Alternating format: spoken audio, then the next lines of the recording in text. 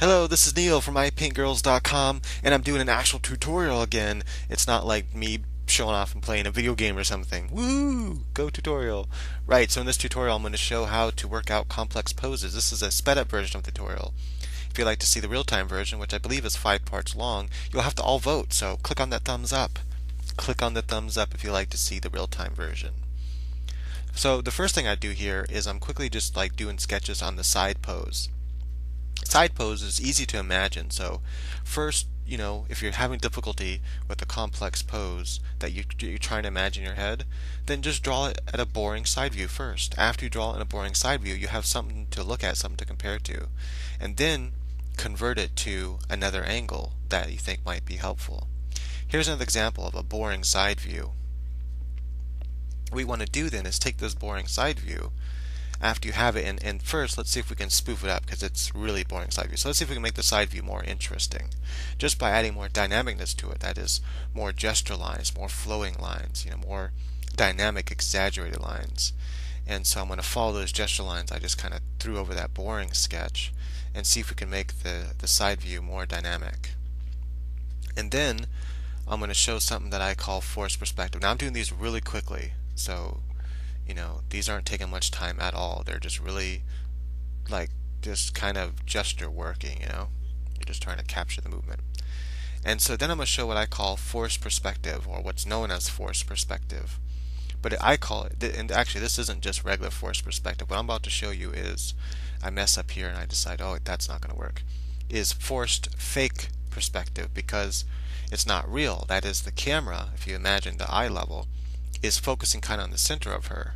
So naturally, if I were to force this perspective with the camera, I'd be looking at up from her foot up. So to make her foot look, that her right foot that's coming out towards us, to make that look bigger with the camera, I'd have to get down low to the foot, and I'd have to look up at the character, seeing the underside of her breast, the underside of her arm, which would look very different than what I've drawn, or than what I drew here. So this is forced perspective, but it's fake forced perspective, because I'm keeping the camera kind of at her hips or so, yet I'm still bringing her foot forward. And all you do to do that is you just, everything that's coming out toward you, you make larger. It gradually gets bigger and bigger. And then things that are farther away, like her back foot, her left foot, you recede into the background.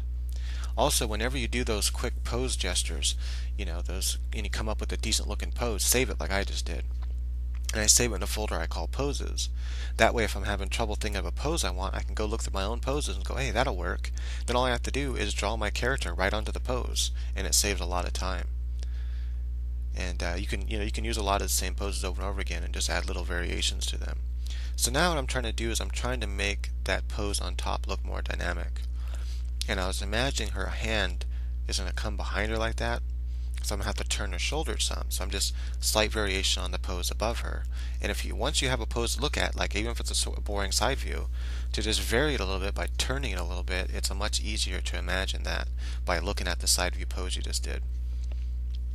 And so, or the front side view pose kind of. And so I recommend doing that if you're just having a hard time, just or at least put something down, anything, and then you can at least see what's wrong with it, and then start building it. It's easier to work with actually seeing something you can work from than having nothing at all. So just work out some sort of gesture and then start going from there, even a stick figure. And so what I noticed about her hand, though, is her hand still isn't right behind her head. It kind of is there, like you'd only see her forearm and stuff. I had to go look in the mirror real quick because I'm like, her arm's not looking right. What the hell is wrong with it? And then I looked in the mirror, I'm like, oh yeah, okay, I can kind of see what I'm doing wrong now.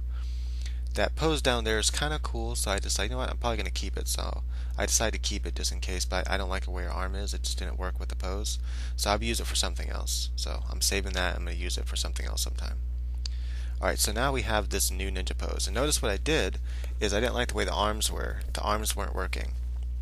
So I decided I'm going to use forced perspective as well. So I brought her left leg really close to us for that forced perspective, and the other leg I made small in the background. And so it really adds this huge depth to a picture of just one figure. And then the same thing with the sword. It's coming way out at us, so it gets bigger and bigger and bigger.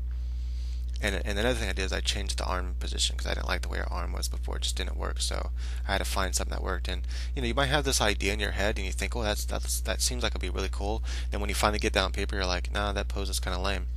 and so you just rework it until you find something. I messed up on her arm here. I'm like retardedly. I put her hand in front of the handle, like she's holding the blade, and oop, there goes my hand. Oh, my fingers just fell on the ground. Oh well, everyone, sausages for dinner. And so that's not a good idea of what I did, but I fixed it in the next sped up video, which is how to apply a character to one of your posts.